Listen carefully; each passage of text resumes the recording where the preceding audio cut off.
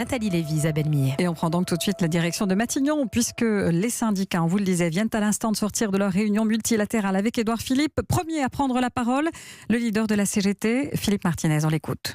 Il n'y a pas eu beaucoup d'annonces, si ce n'est de nous dire mais il faut qu'on se revoie pour qu'on se précise un certain nombre de choses sur la pénibilité, sur les mesures d'âge, etc., etc. Le Premier ministre est attaché à l'équilibre du système. Je pense que ça peut vous intéresser. Donc, de ce point de vue-là, il n'y a pas eu de nouveauté par rapport à ces annonces précédentes. Voilà ce que je peux vous dire. La CGT, évidemment, vous le savez, ne partage pas ce projet. Et donc, au nom de l'intersyndicale, je peux vous annoncer qu'une prochaine journée interprofessionnelle d'action aura lieu le 9 janvier prochain. La seule chose qui est concrète, c'est que le Premier ministre n'a pas entendu la rue et donc nous met devant nos responsabilités. Olivier Samin, on vous retrouve depuis Matignon. Alors, on a entendu Philippe Martinez. Est-ce que le ton est, comme lui, à la crispation ?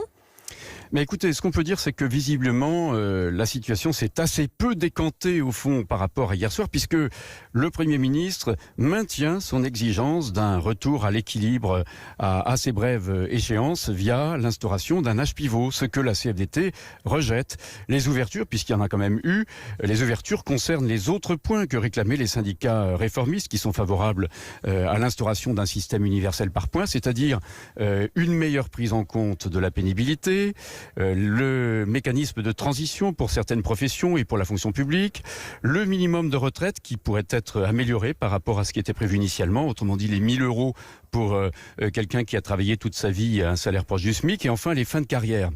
Ouverture que les syndicats réformistes, donc la CFDT, l'UNSA et la CFTC prennent volontiers. Ces ouvertures donneront lieu à des réunions courant janvier, mais sur la question cruciale, le point qui fâche, comme a dit Laurent Berger, l'âge d'équilibre, là il y a toujours un désaccord et la situation risque de perturber comme ça, de perdurer de cette façon.